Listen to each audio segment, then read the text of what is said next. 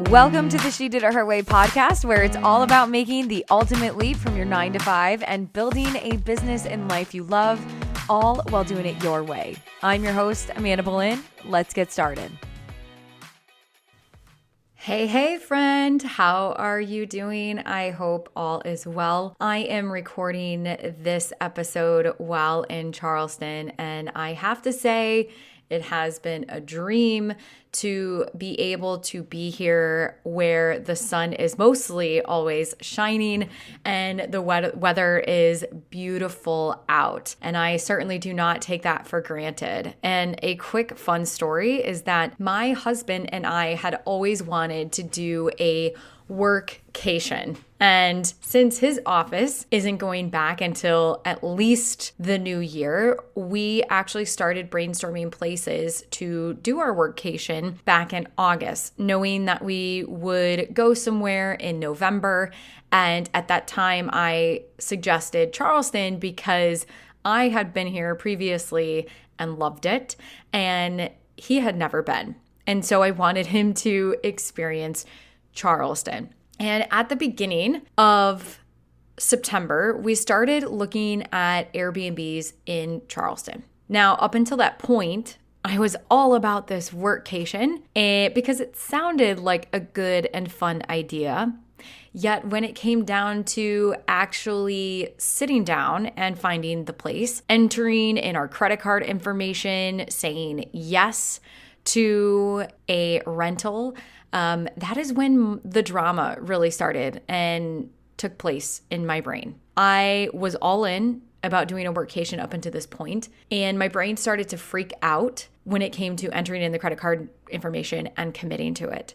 It started thinking, well, maybe it'd be easier just to stay in Chicago. It's going to take us 2 days each way to drive to and from Charleston, so what's the point? We're going to spend how much money for a place to rent for a month? All of these thoughts came up, but we did it. We pulled out the credit card, we made the payment, and that was it. No turning back at that point. And even though spending a month somewhere to do a workation was something I always wanted to do and had dreamt about, it was still very uncomfortable for my brain when it came to fully committing and taking the plunge. And in today's episode, I'm going to unpack how your brain may be holding you back from taking action and achieving your goals and dreams. But before we do that, I want to give a shout out to this week's iTunes listener review from Sophie in Ohio, integral to my self-development. For anyone reading this, listen to Amanda's podcast, let Amanda inspire you, and then go out there and do your thing. I've been listening to Amanda for years. She unknowingly helped me find the courage to go through the trials and tribulations of starting and building a jewelry company and then transitioning out of that into life coaching. Amanda, can't thank you enough for the work you put out into the world. Sophie, thank you so much for your amazing iTunes review. I really appreciate it because when I get to read these iTunes reviews, it really helps me understand and know what type of content impacts you as a listener so much. And it also is such a gift to reinforce that this content and the podcast is integral to your self-development because that is one of my passions. So thank you so much and congrats on your jewelry business, but then also congrats on shifting into life coaching. And I know that I might be staying on here for a little minute, but I think it's important that if you're tuning into this podcast, life is not a linear approach. It's not a linear trajectory. There's a lot of highs, lows, changes, pivots, and that's okay. No one ever woke up knowing exactly what it was that they were going to do, where their life was going to be when they're 20 years old, 30 years old, 40 years old. Everything about life is this process of unfolding. So I love that. And congratulations, Sophie. So today, maybe you're tuning in and you find yourself wanting to start a business, but can't seem to get yourself to take that first step. Maybe you're tuning in and you've started your business, but you're working on making it your full-time gig, right? Maybe you've made the ultimate leap already and you're full-time in your business. So no matter where you're at in building your business, there will always be times when there's something you want to achieve but can't quite get yourself into action and you find yourself holding yourself back. Let me give you the good news. This is not a you thing. This is a mindset this is a brain shift thing. First, you have a primitive brain. And friend, that likes to keep you safe. Because it likes to keep you safe, it also likes to repeat the past. Because that's what it knows best. If you've ever tried to change a habit, whether it's good or bad, you can sometimes find it challenging to change that habit. And the reason being is because your brain loves safety and comfort. It loves what it already knows. That's why it is important to create a culture in your life and business that is centered around getting uncomfortable with discomfort. Okay? Always comfortably move yourself outside your comfort zone, right? Get uncomfortable with it. Practice it. Make that the norm. Once you know this, it will be easier to navigate your thoughts and your actions to move through the discomfort because you will realize that it is your brain that is attempting to hold you back, and it's not a you thing, right? It's not you holding yourself back. It is your brain simply trying to protect you. And the brain is over 2 million years old. It is wired for survival. So anything that your brain senses as danger or discomfort, or in this case, new, it will freak out. And if you get the sense that you've been holding yourself back, meaning maybe you're not getting the results that you want in your life or business, you are filled with so many ideas or inspiration, yet you can't seem to figure out how to take that next step. Most people think that they need to know what tactical step to take in their business in order to create the result that they want. And while that is partially true, because yes, it's helpful to know what next step to take in your business that helps you then get into action, it's not always the easiest thing to get yourself into action. We've all been there. We know exactly what steps we need to take, but we can't physically get ourselves into action. And today, I want to offer up a tool I use when I find myself stuck or get the sense or feeling that I'm holding myself back. And I want to offer this tool up to you today. So it's less about knowing exactly what action to take in your business to move it forward, and more so looking at, you already know, but why are you not taking that action? Okay. So many dreams and goals are not realized because we hold ourselves back. And the reason why we hold ourselves back is usually stemmed from a place of fear. And that fear could be driven by multiple things, like fear of what others will think of us, fear of failure, fear of loss, fear of the unknown, fear of making a mistake. In the example of doing a staycation in Charleston and spending the money to come here, there was absolutely fear around, what if I don't like it as much as I think I like it? What if I don't get the benefit from this experience for the exchange in which we paid? The known is that we could have taken that money and saved it for our next investment property, right? Like that was known.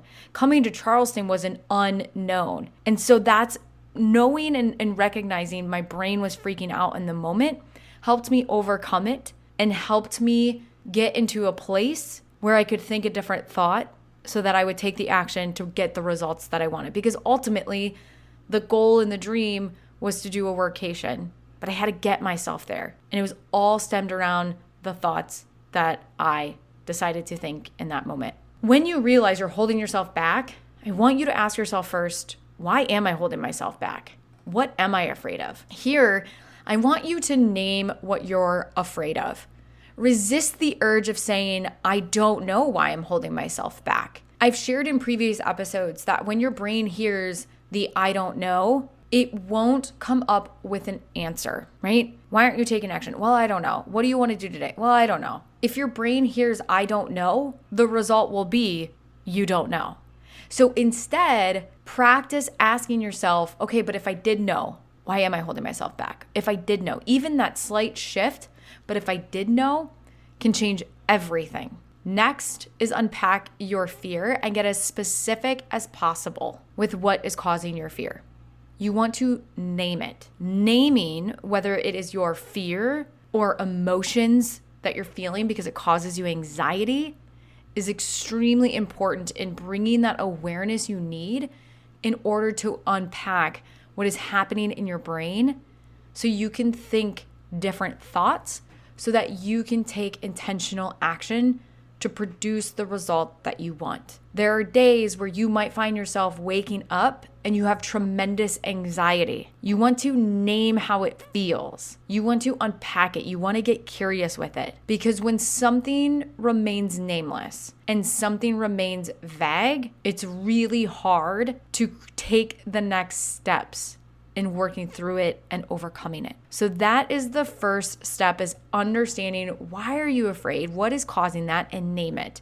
The next tool is understanding and working through what Brooke Castillo, host of the Life Coach School podcast, calls the model. It is very similar, actually pretty much to a T, in what you'll learn by reading Napoleon Hill, Think and Grow Rich. And I first read Napoleon Hill's Think and Grow Rich 10 years ago after college graduation. The entire concept is that our thoughts create an emotion that leads to an action or inaction and produces a result.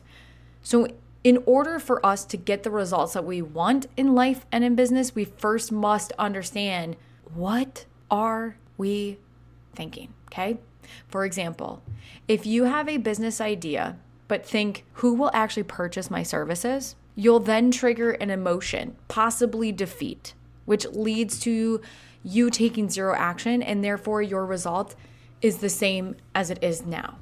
No forward movement. Instead, same circumstance, that you have a business idea, but you decide to think, I'm not sure who will purchase my services, but I'm excited to find out and explore, which leaves you with a feeling of inspiration. And so the result is that you take your first step in having a conversation with your ideal client, or maybe you enroll in a coaching program.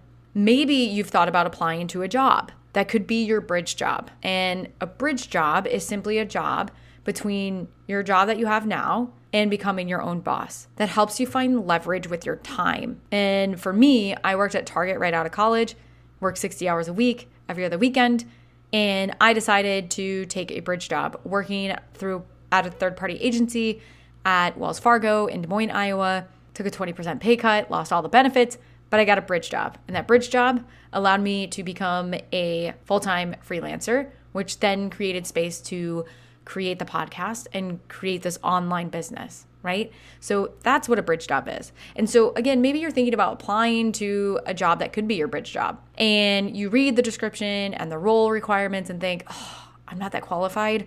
I only meet 75% of the requirements. Like, I don't know. I'm not qualified. What emotion does that provoke in you? What's your action? What's the result, right? It all stems, our results and our current life experience is a lagging indicator of the thoughts that we thought yesterday. And we have to become insanely aware of the thoughts that we're thinking in order to be able to change and shift to get a different result and a different outcome. And so I want you to think about something in your life, a very specific scenario. It could be about your business, it could be about health, it could be about wealth, whatever it is. Grab a sheet of paper, or you can do this digitally, and write out CTFAR, circumstance, thought, feeling, action, result. Define the circumstance. What is the situation? Your circumstance is a fact. What I see happen very often with newer business owners in the first 0 to 24 months of their business is this sense of extreme overwhelm. Why? Because you're still finding your flow. You're still figuring out what works with marketing. You're still getting more clear on who your ideal customer is. You're still understanding launches. You're still kind of tinkering with a lot of things. You're still getting to this place of understanding how everything works together, and you're in the process of hiring people. And so your list is essentially endless in terms of to-dos, right? There are so many things. There are so many quote unquote priorities that you need to do that you find yourself in this sense of overwhelm. And the truth is that your to-do list is not what's making you overwhelmed. It's the way in which you're choosing to think about your to-do list that makes you overwhelmed. Majority of the time, our feelings are caused by our thoughts. And that's why we want to, and that feeling provokes or not provokes an action. And so in this case, your circumstance might be, I need to create launch content. Your initial thought might be, oh, how am I supposed to get this all done with everything else going on? And so your feeling is overwhelmed. And therefore your action may be from a place of feeling and being rushed. Or maybe you find yourself paralyzed, and therefore the result is that you either half-ass your launch content, or maybe you don't even take any action at all, and you find yourself in this closed thought loop, right? So instead, what you do is you identify your current situation and model, and then you create a new one. So instead, you still have the same circumstance of creating launch content, but you can decide to think a different thought. And instead of having the thought of how am I supposed to get this all done with everything else going on, which is, by the way, a question that presupposes that you're supposed to get it done and get it all done. And in business, you'll learn that you can't get everything done, and you practice the skill of saying, what's the most important thing right now? Everything else waits, right? You practice the skill of taking action, even though if you don't know it's the quote unquote right action, the only way that you find out is by actually taking action, because then you learn that didn't work. Oh, that worked, right? You want the result to be that you completed your launch content. So your action needs to be that you work on the launch content. So the question becomes, what is the thought that you can think that will help you get into action? Maybe that thought is, you know what? I got this. I can do hard things. I've got a lot of things going on, but I'm going to focus on my launch content right now. And even just making that distinction in your mind can help you create clarity, focus, determination. And so the feeling that you may get is inspiration. Maybe it's commitment. You get to decide what that feeling is. And so the action you take produces the result that you want. This is the real work. Yes, it is important to have a strategy and action steps, but if you don't understand how your brain works, you can have the best laid plan without any follow through. If you've enjoyed today's podcast episode, I would love for you to screenshot and tag us on Instagram at She Did It Her Way. And until next time, my friend, keep doing it your way. If you enjoyed today's podcast episode, you can head on over to shediditherwaypodcast.com, where you can access the entire vault of She Did It Her Way podcast episodes and more information all about how to make the ultimate leap from your 9 to 5. And if you enjoyed today's episode, I would be so grateful if you headed on over to iTunes and left a review letting me know what you love about the She Did It Her Way podcast. Until next time, keep doing it your way.